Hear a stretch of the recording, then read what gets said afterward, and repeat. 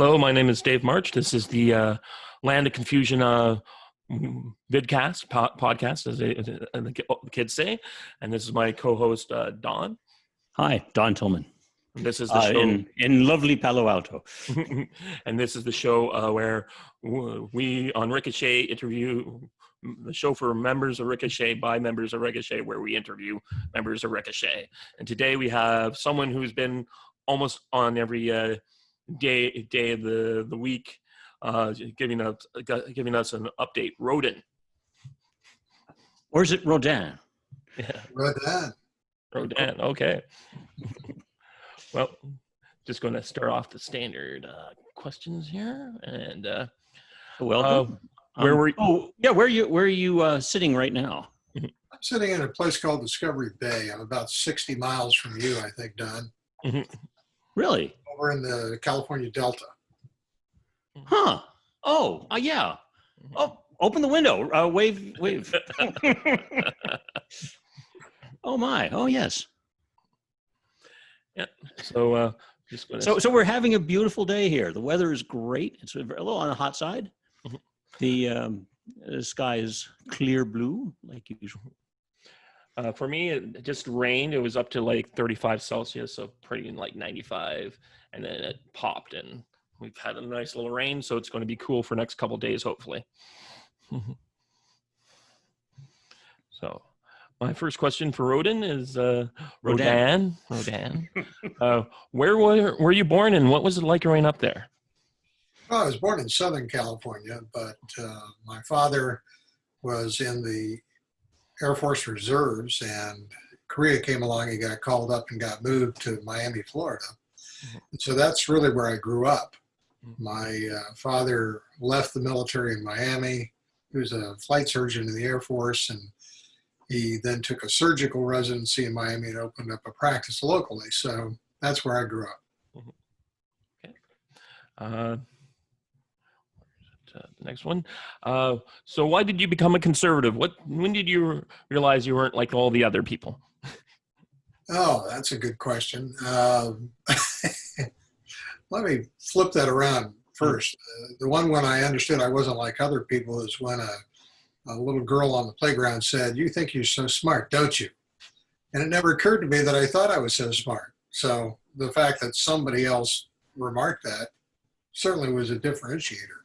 But I don't think it was meant as a compliment, but I'll take it as one now.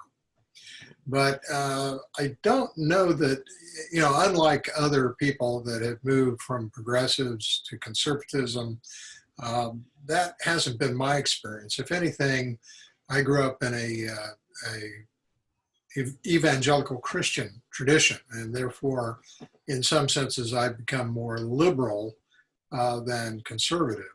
So I'm not quite sure how to apply the labels, because in the profile, I list myself as a classical liberal, which means basically that, I think that people get to be free, to think for themselves, get to say what they want to say.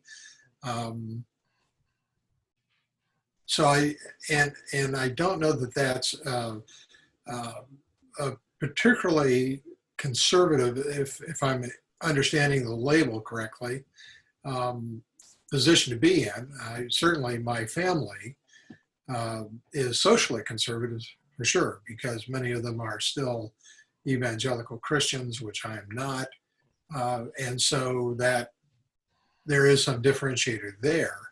But certainly in terms of economics, in terms of the way life works, and the fact that, as I generally view conservatism, it's contending with the reality that is, rather than the utopia that you wish would be. And so you have to have practical solutions that fit how people really behave, rather than imposing systems that transform everyone's behavior.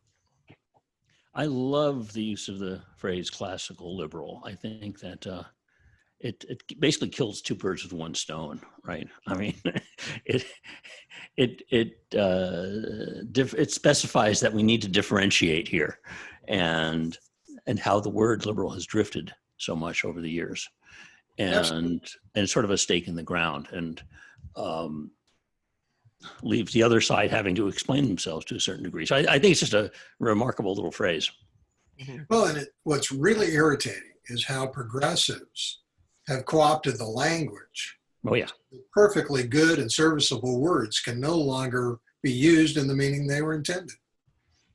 Right. And well, that's a superpower right there. Because if you can change those words, you can change words like, liberty, freedom, and so forth. Rights. Right. Well, that one's been changed. Absolutely. I recall for me, like a while back, people are talking about liberals and conservatives, and I get the question, what's a conservative? And I said, you look up the word liberal in the dictionary and you read it out loud, and you will talk to a lot of conservatives, and they will say that is what conservatism is. Right. Like the dictionary definition. Yeah. Okay. But yeah, there's been a lot of that. That is just, that's a powerful tactic to control the language like that, and to be able to sort of insist through the media that words be used in new ways with new definitions. Yeah, you'll recall earlier this year we did a reread of 1984. We had a group that was doing that. And it was just amazing to go back through and see the connections between what Orwell wrote in 1984 and what we're actually seeing playing out in real time here. Mm-hmm. Yeah. There's I don't know if you guys watching much Netflix, but there was a show last year that came out from Poland called like 2005 or 1985. Anyways, it's set in an alternate world where the Soviet Union never falls. And basically Poland and the Soviet Unions have gone in the way of the Chinese model, essentially. So they have free market access to stuff. And basically there's a series of terrorist bombings in the 80s that discredits solidarity, and it leads to a reapproachment between the Soviet party state and the Catholic Church. But the big thing is there's a scene where these two guys who are basically members of the militia police department, and they do a raid on like a bookstore or a illegal bookstore that's doing like things like they're distributing copies of 1984. And the one guy said, the superior older veteran officer says to his junior partner, you should take that book with you and read it. And he's like, well, won't I get in trouble? And he's like, no, you just tell them that you're doing research on on what's going on and trying to get in the mind of the criminal adversary. And he's like, oh, okay. And then later on in a later episode, he comes back and he's like, you sure this thing's fiction? Right. So my next question was, what does conservatism mean to you? But I think we've kind of covered that one. But Yes. And I guess the next question is, why did you join Ricochet? Well, I originally heard the Ricochet podcast, the foundational one, with Rob and Peter, and I think James was in there from the beginning, or he may have been at Mark Stein was there originally. Mark Stein, okay. Yeah. And so I heard them, and sure enough, Rob did guilt me into actually paying to join to feel like I was entitled to listen because I was a paying member. But the reality is that it is as advertised. The whole idea was that by putting some skin in the game, people would be attracted who really were going to do something more than fly by spraying everybody with spam and that sort of thing. So that's really what attracted me in the beginning. But I think over time, of course, they've added enormous amount of content to the point where, I have to admit, I really do not absorb as much content as is available there by any means. Oh, I agree. There's I'm on the Ricochet super feed, and I'm like always like sorting through podcasts and just getting rid of a bunch of them that I just don't have time for. But it's also nice to have the ability to make it go through and sort through and concentrate on the things I like, instead of having maybe one or two shows that you just have to, that's all there is. Yes. Mm-hmm. Well, and what's particularly good and what I'm taking some comfort in is, while my main emphasis has been on the political side, and certainly in COVID, which turned out to be the political side too, that I focus on that and not so much on the creative writing, some of the cultural things. But if things go poorly in November, then we'll be back to doing cultural things because politics won't matter. Mm-hmm. Yep. Don, you have something? Not right now. Okay. I think you said. Well, I think you let's want. see. No, let's see. Well, I've said before, what attracted me to Ricochet. Well, I'm a Peter Robinson fan, so that attracted me, and for me, I liked it. I just felt very comfortable with it, straight up. It seemed like nice forum, and I started right at the very beginning. Mm-hmm. You got your and it just seemed like a really nice, comfortable forum and everything else. We have an enormous number of podcasts right now. I don't know how many, but it's kind of crazy. Mm-hmm. Maybe we should trim them. Another thing I would like to see, and I've suggested it, is that we have some sort of stream, like radio stream of continuous, the latest podcasts. Repeat, but every time we have a new one gets dropped, you put it in the rotation, and that way, people get a sampling. Just turn on this radio, effectively turn on the radio station anytime they want, and you get a sampling of a random sample. Be kind of nice. Sounds intriguing. So, and I think Rob said once that they were thinking about Ricochet as like a conservative NPR at some point. Mm-hmm.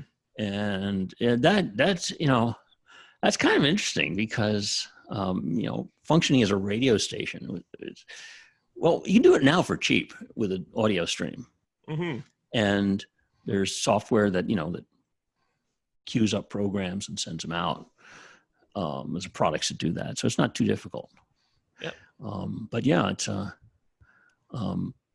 it'd be kind of nice, actually. Yeah, no, I'm thinking. I wrote it down because I'm like, how hard would it be to start this thing up? Well, yeah, we have the sheer number of podcasts we have in terms of just raw material is pretty content we got. You'll need jingles and interstitials and things, but that's doable. Yep. And arguably, you could even talk about terrestrial radio because you can probably get radio stations dirt cheap right now. This would require some investment, but almost nobody listens to radio nowadays, right? Terrestrial radio is only when you're on a road trip. Pretty much. There are exceptions, of course, but.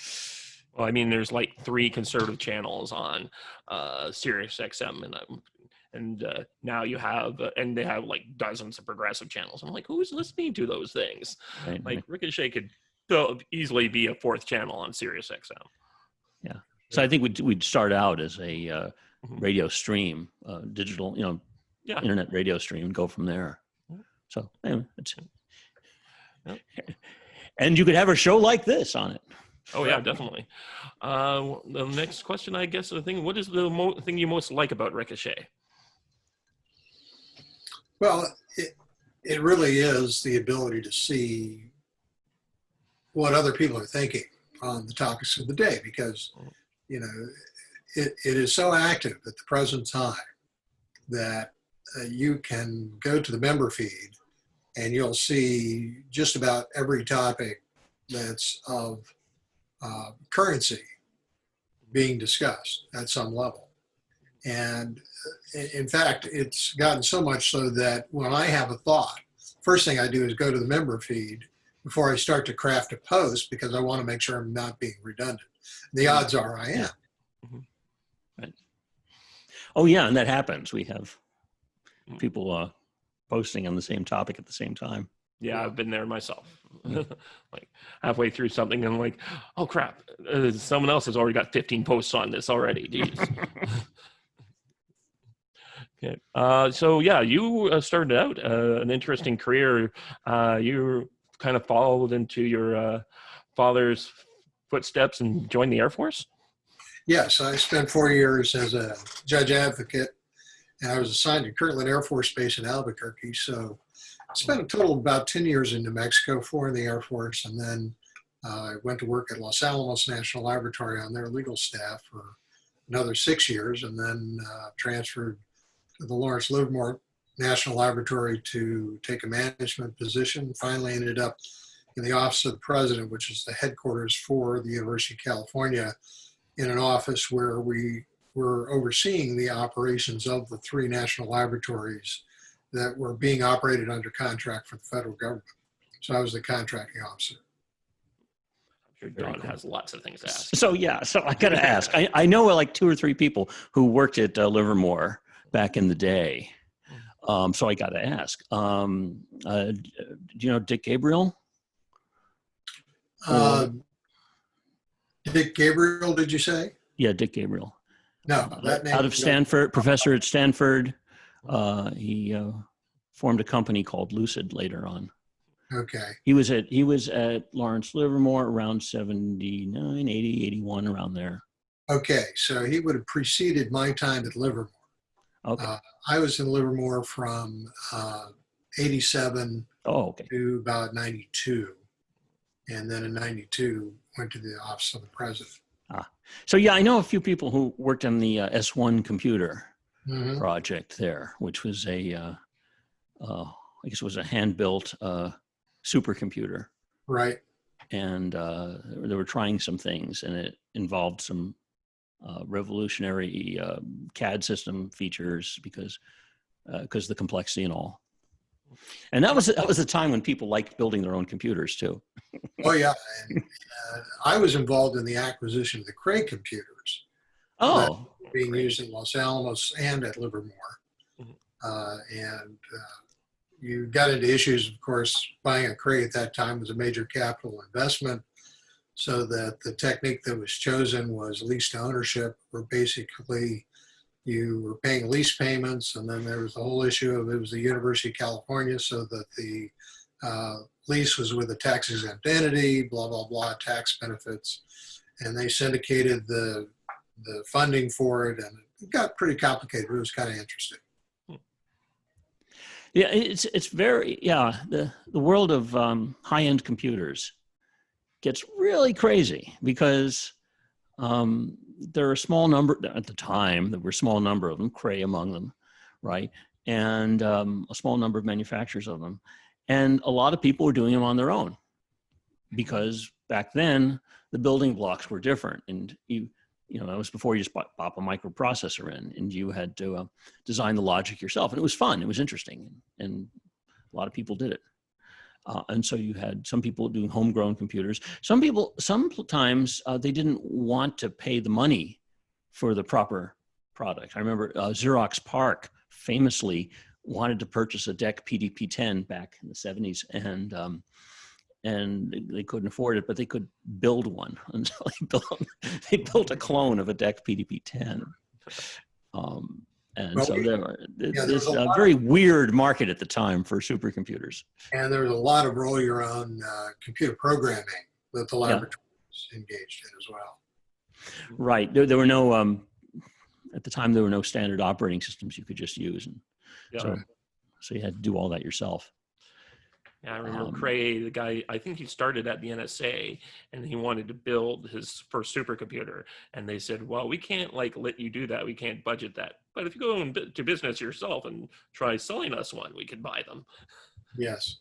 And he did. Yes. And he did, famously.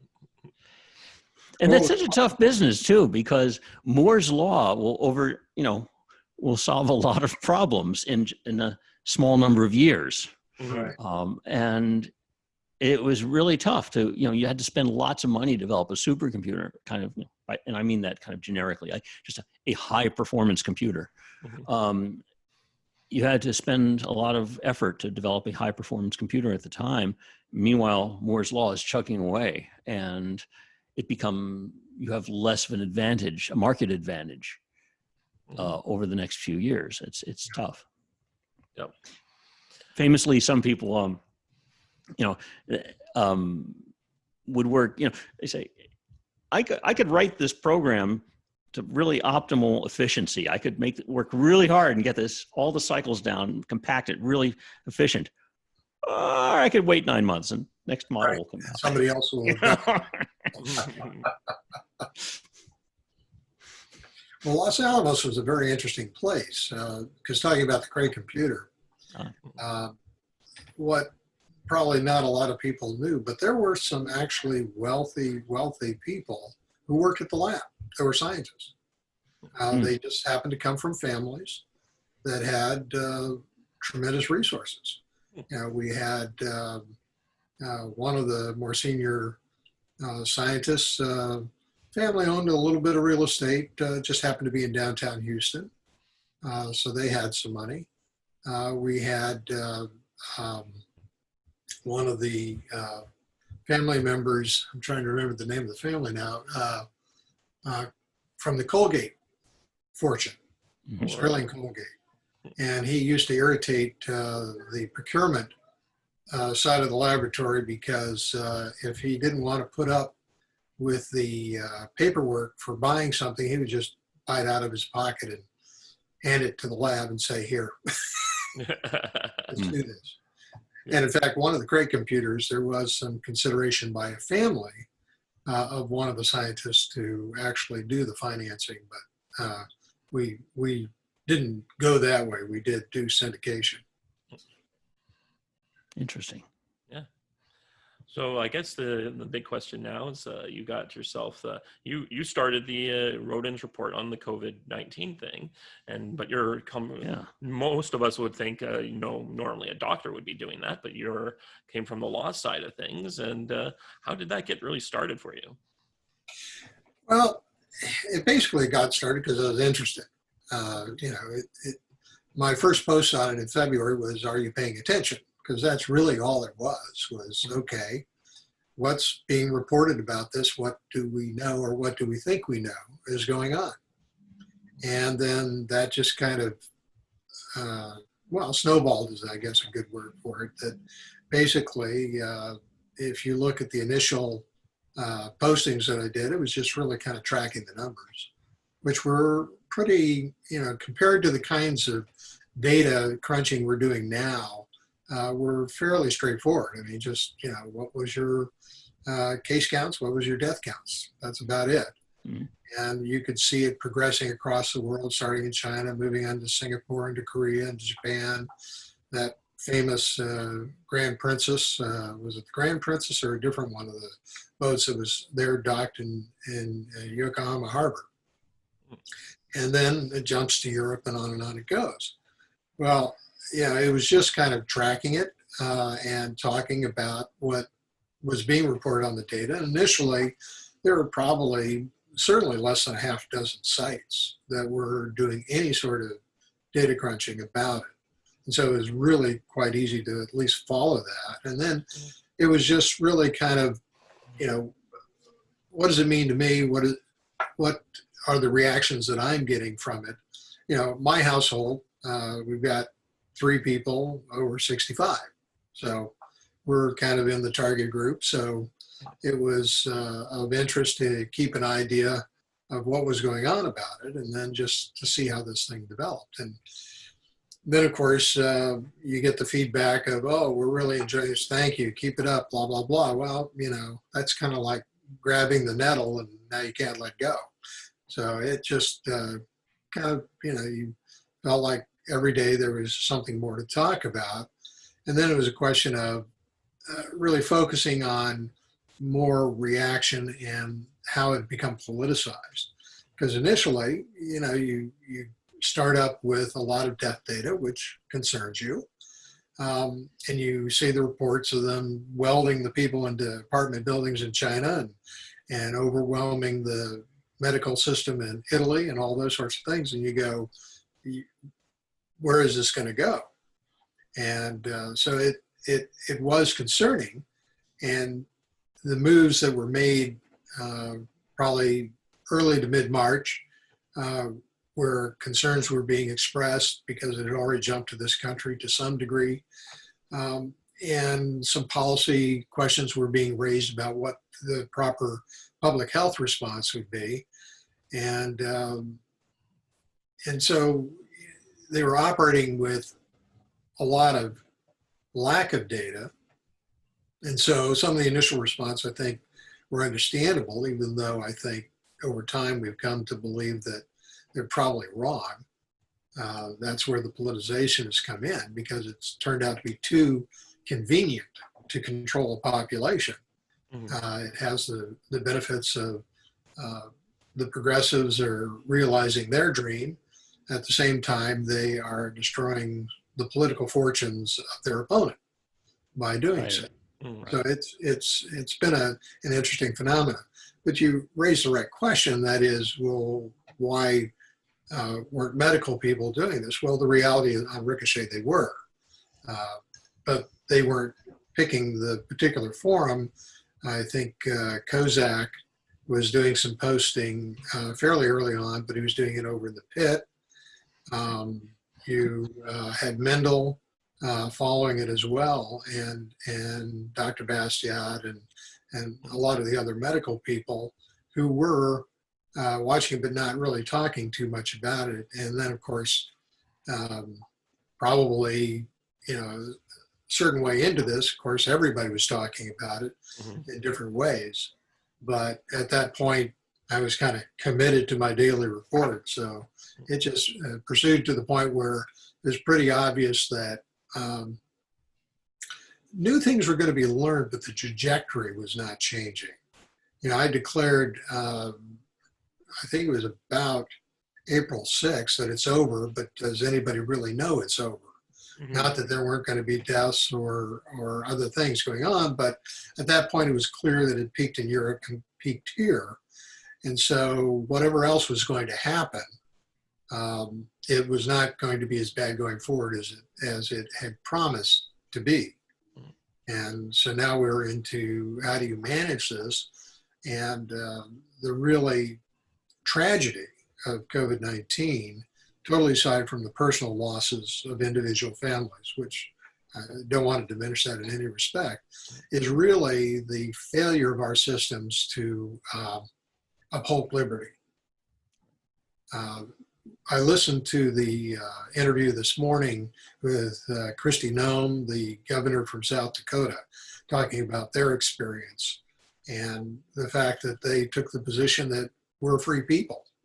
And we're going to tell you everything that we know that we think can help you make decisions about yourself and protect yourself, but we're not going to be controlling your lives.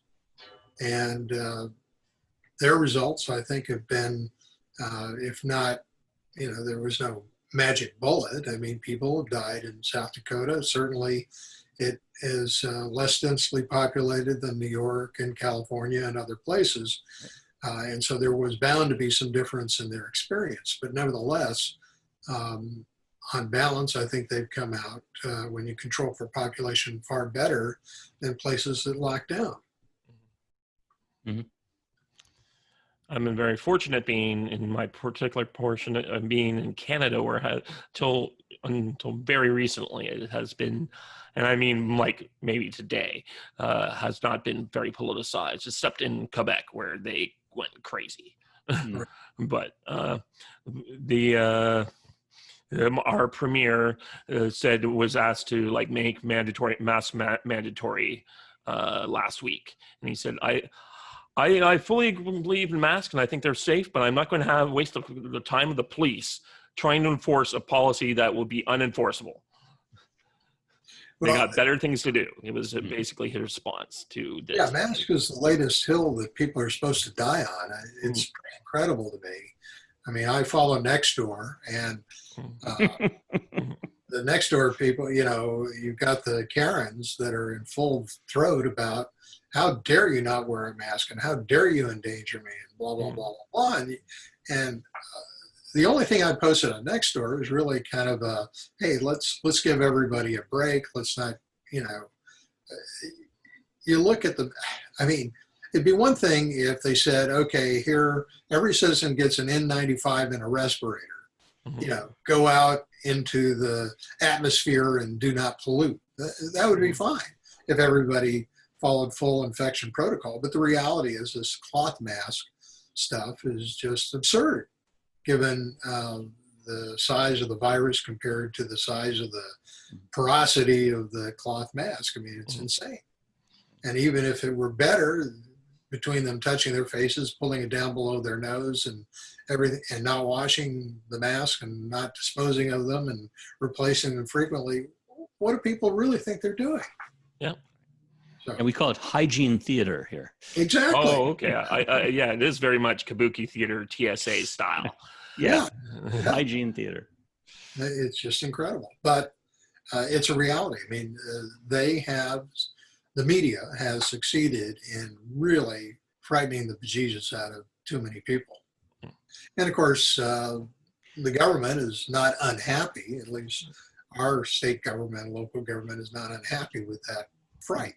Although I might suggest that the people were eager to be scared. A lot of these people are just eager to be scared. And wish the worst consequences on their fellow people just to make a point. Yeah, it's like, it's joining a cause. It's, it's like fire drills, right? It's fun to ride the fire truck. It's fun to ring the bell, Yes, they have to have a crisis to enjoy rather than a crisis to be avoided. Right, exactly. Yeah. I can say here, people, my Facebook is full of people admonishing people to wear masks. I do a social distance walk every morning for about an hour and 15 minutes. And I would say less than 10% of people are wearing masks. The majority of people are just, I mean, as I said to a friend of mine, I am not downtown Toronto. I'm in a very nice neighborhood in Hamilton, the Durand, but most of the people are not wearing their mask, or they have it around their shoulders or whatever they're doing. But well, and I really love the post just the other day about the 4th of July celebration and the video from LA where the helicopters running along and there are fireworks blowing up all over the place. And we had it here locally as well. I mean, how did they do that? That was good. I mean, people have basically said, we will be a free people. And you just love that. And the question is, how do we now harness that fundamental subversive thought in our country to exact as much freedom for ourselves as we can? Yep. We have all sorts of things happening. I guess no one here too much cares about the Kanye presidential run. Well, he released his what a random dude, I tell you. The read about it, the more bizarre. Yeah, he was already bizarre. But when I first saw that headline, I thought to myself, okay, how does this play? I mean, is this going to affect the potential black support for Trump? Or does it take away black support for Biden? And the answer is neither, because in the end, how many people are going to vote for Kanye, even if he were to push through with this? Well, he's missed how many states ballot access already that he had to get on. Right. Yeah. And third parties never, it's never a good outcome with a third party. Well, we have them here. It's fundamentally unstable because the important issue of the day gets split. Well, Kanye is not going to be the Ross Perot of 2020. Especially with his plan to make the United States into a Wakanda-style paradise. Yes, exactly. That line really, you went, okay. What else is there? So yeah, just having to deal with all these people out there who are doing like the mask people. And like I had a situation on Canada Day. We do that on July 1st. And I said, I kind of crept up on me, and I posted on a group, and I said something like, is there anything happening this weekend, or should we do a barbecue? And my ex-girlfriend, who's living in Germany, freaked out and sent all these messages out, and I'm like, look, this is we have literally thousands of people rioting in the streets, and she's like, well, that's not spreading any germs around. And then I looked that up, and it's like, no, the reason why the riots didn't spread any virus or didn't cause a virus spikes is because everyone was terrified and stayed in their house. Right, exactly. No, so we have some good news though, right? In the number of deaths and the chart of that. Yeah, that's definitely going down. I mean, it's going down at kind of a mostly linear rate. Mm-hmm. And the last time I checked, it seemed almost predictable that we should have you could look at the curve and see roughly the date when we'll have the first day with 0 corona deaths, mm-hmm. which might be around August 1st or something. And then there's some time after that when we might see more than one day in a row. We'll see like a week or so maybe without any deaths. It looks like it's in a good place. Is that right? Well, the fascinating thing is I'm trying to remember who was reporting it and brought to our attention was that fairly soon, under CDC guidelines, COVID will lose epidemic status. Right. That is, they don't change the guidelines. Because for the very reason you articulate, the projected deaths going forward are going to be so low. And of course, then we already have the phenomena of what is a COVID-19 death. So pretty soon they're going to have to find another definition criteria just so that they can keep some COVID-19 deaths alive. If there's an ironic term, I don't know what it is. Keep the deaths alive. I like that. What's it? They said, the doctor said something like 30% of all COVID deaths are misreported. Yeah. Oh yeah, and also is there an issue with false positive tests nowadays? Yes, there is that issue. How much of an issue is that? Well, I think it depends on the particular test. If it's PCR, it's pretty low. Okay. But if it's some of the other tests, I think it's much higher. But part of that is, the testing data is so complicated because you're talking discrete tests, but you're not just talking discrete people. They'll give tests, they'll retest people. They'll retest people who are positive to determine whether or not they are now out of the zone. So the testing data, the number of tests given, what does that really mean? If you can't differentiate between how many people are tested and how many tests are given, if you can't really control for the false positives, if you can't differentiate between the people who are tested because they come to the hospital as opposed to the people who come to the hospital because they have symptoms. Right. It's just the aggregation of data has totally obscured the meaning. Right. And then there's the antibody test, which detect if you've had it and gotten over it. And is that right? Yeah. Well, what it's supposed to tell you is that you've been exposed. And the question is, where are you in the cycle? I took an antibody test when they were finally first offered to the public. And went over to a lab, paid them the money, and took the test. And the literature that I got along with the test is, it showed what the different possible outcomes. Well, part of the outcomes were if you test positive for it, for an antibody, it means either you've got it now or you had it in the past. It didn't really differentiate in time. So, I ended up negative, which the reason I took the test was we had gotten kind of a flu early in January, and I was, of course, hopeful that, maybe that was a mild case of COVID and we're through it, right? Mm-hmm. But of course, the antibody test came up negative, but who knows, because, you don't know what the testing standards are or how high the titer had to be positive and all that sort of stuff. So it just, we know we've collected more data to know less. I mean, I was just reading a study today that's come out of Spain, and they're saying that one of the problems is the antibody does not seem to stay in the human body as much as they were hoping. And that's So, the other problem. So, even if you have, I mean, the hope was that you'd be able to give people antibody tests to clear them to go back to work, right? yeah. That, hey, you've had it, you're clear, you have the antibodies and you have no symptoms, ergo you can go to work. Mhm. But now we don't know if there really is immunity gathered, although, some of the literature now is that there is some immunity that we don't quite understand yet.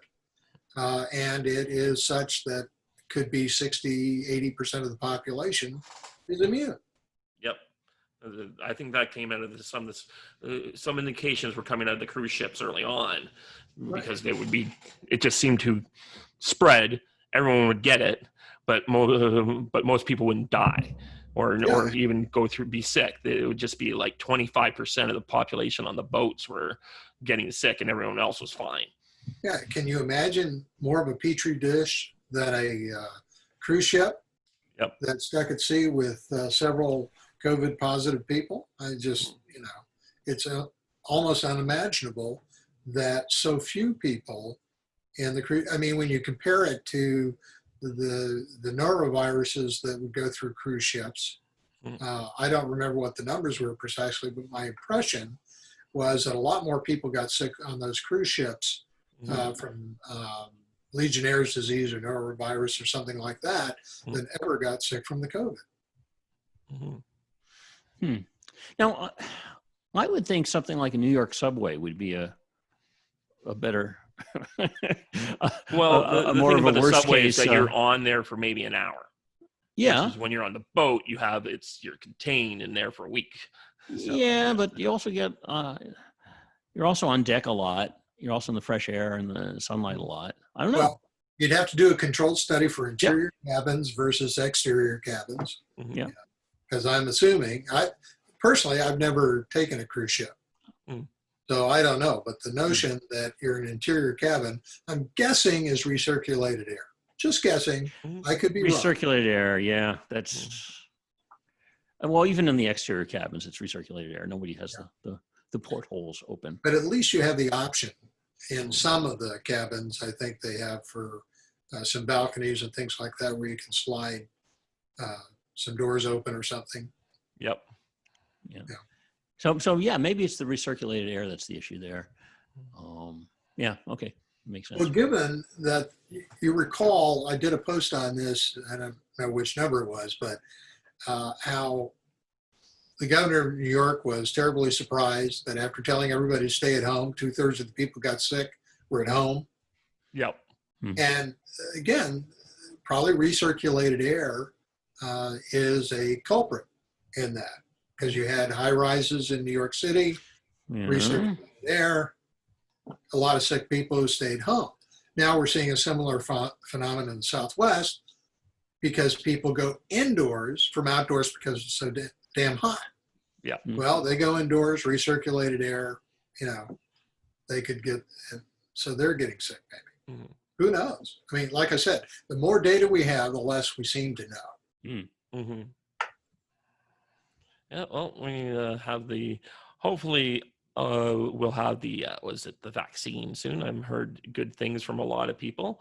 I actually heard something kind of clever today or somewhere about how I think it was on Jim Garrity's thing, and they're talking about how the U.S. government is now paying manufacturers to build up stockpiles of potential vaccine in case it works. So if it does get through the clearance process, and they will have a stockpile already created, ready to go, versus going through the trials and then having to ramp up manufacturing.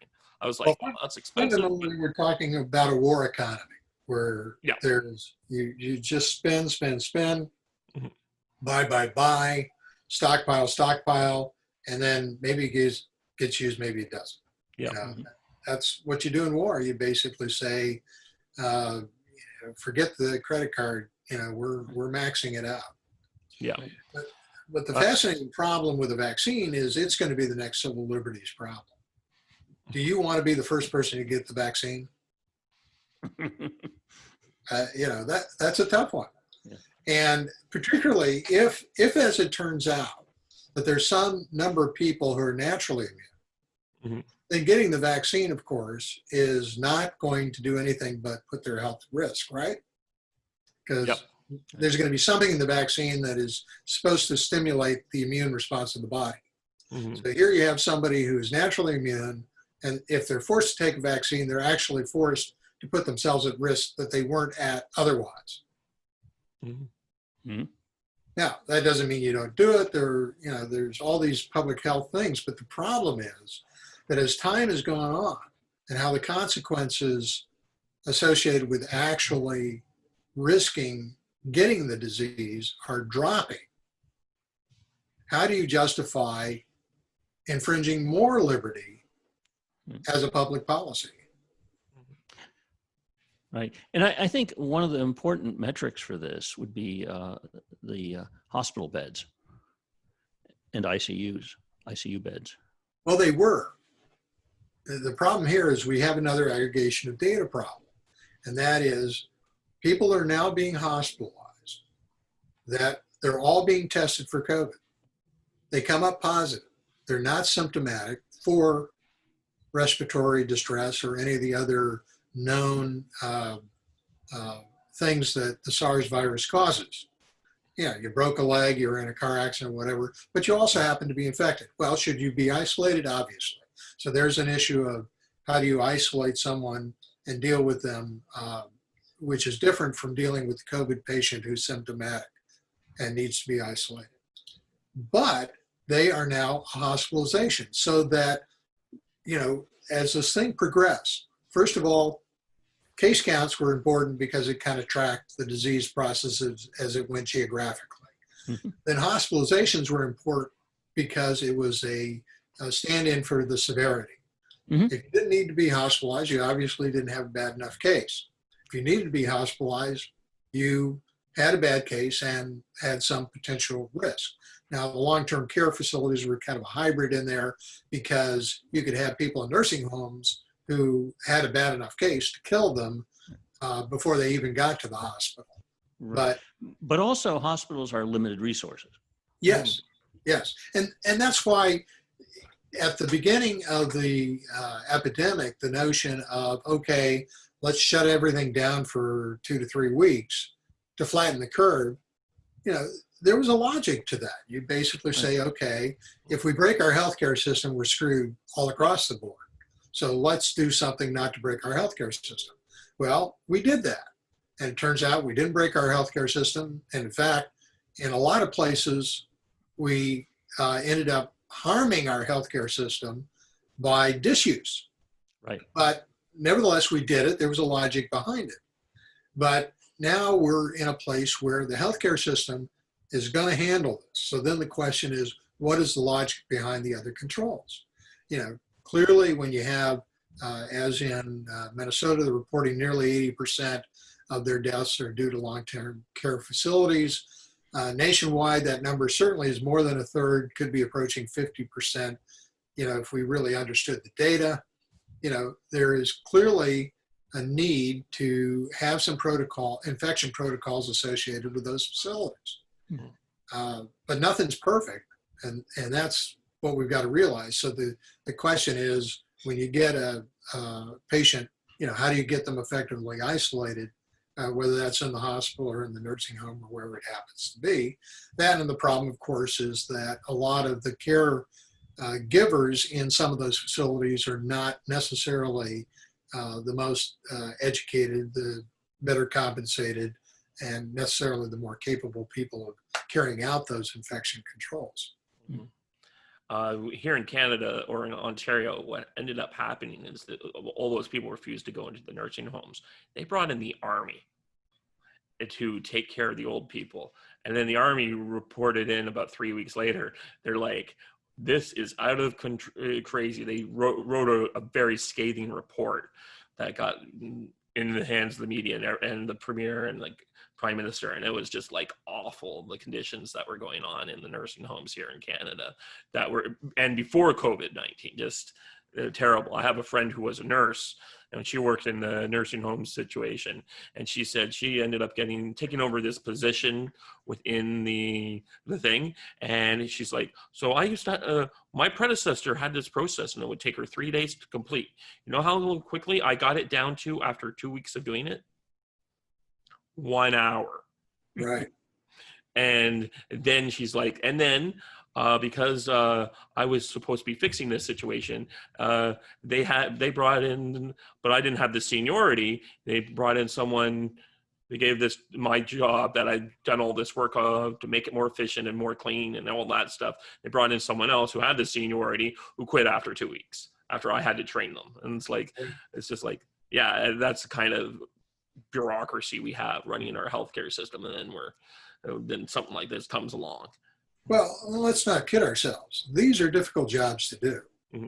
I mean, caring for very elderly and infirm people, incontinent, non-communicative, possibly combative. I mean, it is a really, really tough job. And yet, the question that society faces in that situation is, do we just accept this as a societal loss? Or do we do something about it? Well, one thing I could say that I suggested when I found out about what was going on with this in New York and Pennsylvania, deliberately sending infected people back into the nursing homes, and a few of my friends were like, "Well, what else could they do?" Well, I would think one thing they could have done is call the cruise line industry, because who better knows how to handle old people than the cruise line industry, and they got boats out there just empty. I'm sure they'd be more than happy to help you out with your sick people. Oh, believe me, they would have loved to have had their boats bought up by the government and turned into sanitariums. They would have been absolutely delighted. And they'd take that money, build a few new cruise ships that they could now tout to their future customers as, we've never had any COVID in these boats. Yep. No, that you're raising the important point, which is the whole sanitarium solution that I think a lot of people, when this thing was starting to ramp up, were expecting would be happening. And that is, you had the places in Central Park, you had the hospital ship, you had them looking at converting some unused or military facilities, their barracks and that sort of thing. The idea to build up sanitariums where they could actually house people and isolate them. Or hotels, for instance. Yeah, exactly. And yet, when you look back at this, that never really happened. Now, the question is why? And part of it was on the nursing home stuff, just send them back. And that turned out really well. Yeah. Well, we had the article that was printed about DeSantis in Florida, who did the best job, as far as I can tell, of handling the early part of the pandemic. Now, he's getting a lot of flack now because of all the spikes in cases down there. But is that more because I'm told it's not, because they're just doing more testing, but that just seems to be more likely, or the fact that they had all those riots and other things that happened? Well, but again, it comes back to the significance of infection. I mean, we've all heard of infectious laughter, but few people have died of infectious laughter. Well, again, it all comes back to the severity of the illness if you are exposed and actually the body reacts to it. And, you know, the data that we've got demonstrates that when you drop below about 50 or 60, if you don't have some sort of strong immune suppression going on from cancer treatment or something else, these people survive it. Now, there are some horror stories out there about the disease attacking other organs, creating other complications for people. But again, we're talking about a societal context, not an individual context. You know, the reality, you know, you always like the percentages when there's a 1% chance that something could happen to you. But if it happens to you, it's 100% for you. So, you know, there's some limits on the chances, and we can't make choices on a societal level based upon some really bad horror stories for some individuals. And that includes me. I mean, that's where I just stand up and say, okay, if it's my turn, I take it. it sucks to be me, but I don't expect young people to give up their future Mhm. to protect me. Mhm. And I think that's what the governors are doing. You know, when you hear this kind of nonsense about every life is precious, but of course they have abortion clinics. Every, you know, you can't kill grandma. Well, the answer is no. You shouldn't go off and kill her, but you know, grandma is not going to be here forever. Pretty close in New York. Yes, yeah. Well, again, that was a series of choices. Although I saw a headline, haven't drilled into it yet, about how Governor Cuomo has been cleared of any complicity in the nursing home deaths That's by some group. cleared legally, not actually, right? Is that some form of absolution or something that he's been given? Yeah. I think so. It's some paper someone signed. Yes, yes. It's Yeah. Was something I wanted to say about that kind of stuff. Yeah, just like unfortunately, I'm following some legal guys from the states, and they're like, yeah, it will be next to impossible to sue these state governments for these very stupid situations they did. Just, you know, the kind of qualified immunity that police officers have will definitely apply to these state level governments, and of course, they can fight you to the taxpayer dollar.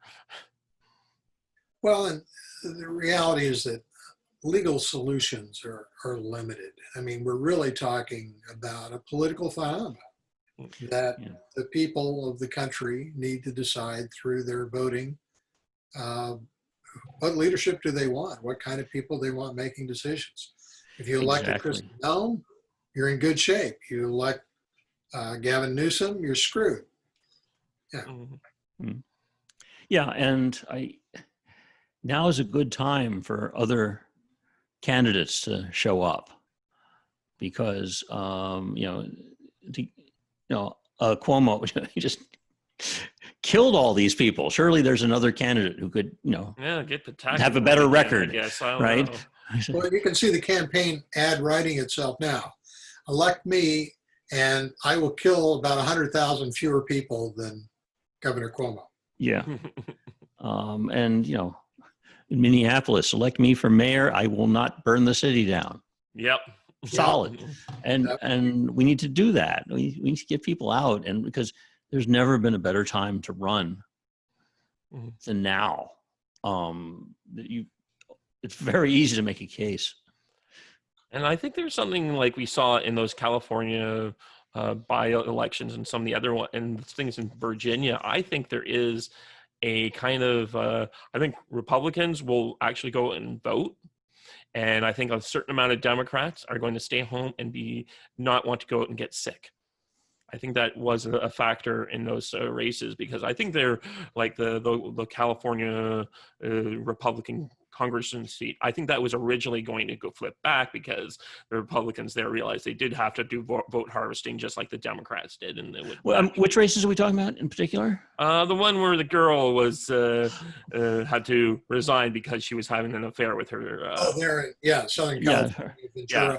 So I think that seat was always going to return back to being Republicans, just because they only lost it because of the Democrats' vote harvesting scheme. But I don't think they would have won it by 12 points without something else. And I think there is maybe, and some of these things we saw in Virginia, there's a lot of people angry in Virginia about the gun grabbing that was attempted by the Democrat supermajority. But I think there is also like Republicans are more motivated to go vote. And like you said, they're more in your situation where you said, this is my time. But I think they're less scared of going out and voting. And I think there's a lot of my Democrat friends who are so frightened of the COVID, they might just stay home. Right. The Katie Hill thing, I think that's her name, right? Katie Hill thing, that district had been Republican for a very long time. Yeah. She was the first Democrat in a very long time, and didn't win by that much. So that was an easy. Yeah, there was like 6 seats that were flipped, and it was all because of this vote harvesting scheme. And I figured most of them would flip back as soon as the Republicans realized they had to do it. Yeah. But a 12-point swing versus maybe a 3 to 6 point swing, which would probably might have normally happened. Well, that's Oh, why. she was particularly embarrassing. I mean, this is, Yeah, penthouse letters material right here. really.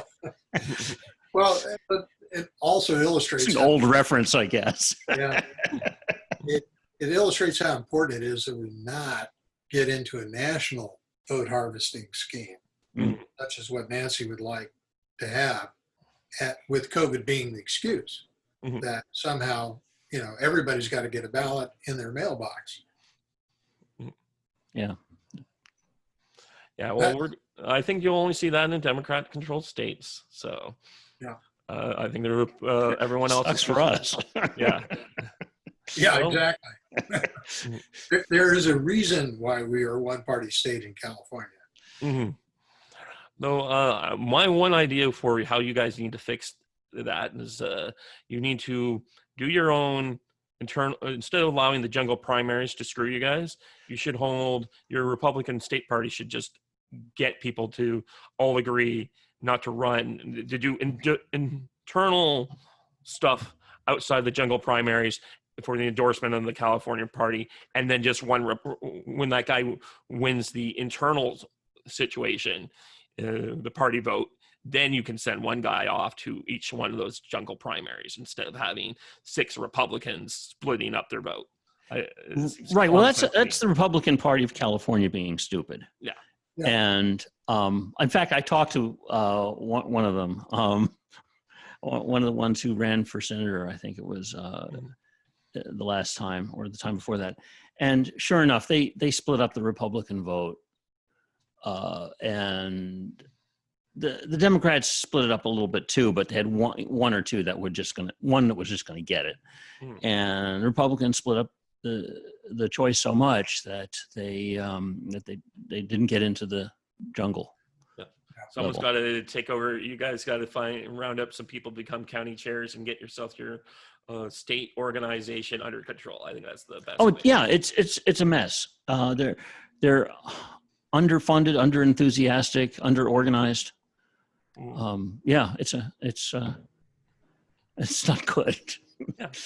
But I think it is something that if people put the effort in, you guys could really take that back. And not necessarily you'd win more. You might never flip the state back, but I mean, like. Well, the question is, if too many people vote with their feet, there won't be a base for the Republican Party. Mm-hmm. Well, if they vote with their feet, I tell them to move to Vermont, because you could easily make Senator Sanders unelectable. All you need is 20,000 Republicans in Vermont. That's the difference.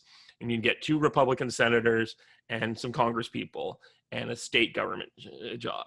And that would be more effective than any one of these CPACs, these PACs and all those other guys spending their money. You want real change? Just flip Vermont. And a lot of those northeastern states could also probably go pretty easily if you just could convince all the Republicans in California just to move to those states. Well, New Hampshire's nice. Yeah. The problem with California is that you don't want to leave. Yep. Yeah. Okay, well, I think that's we've been talking for an hour, and I think we should leave on a good note. But before we do, I want to ask Rodin, who would you like to see us next interview? Oh, boy, that's a tough one. But I think that if you could get Kozak to come in to talk about COVID, that would be fascinating. Okay. I'll approach him. We do know we've got C. Writer as our guest for next week, but I'll be sure to contact. I want to start building up a bit more of a schedule for people instead of doing it like on the fly every week. So thanks for coming out and joining us here on Land of Confusion. Yeah, this was a blast. Mm-hmm.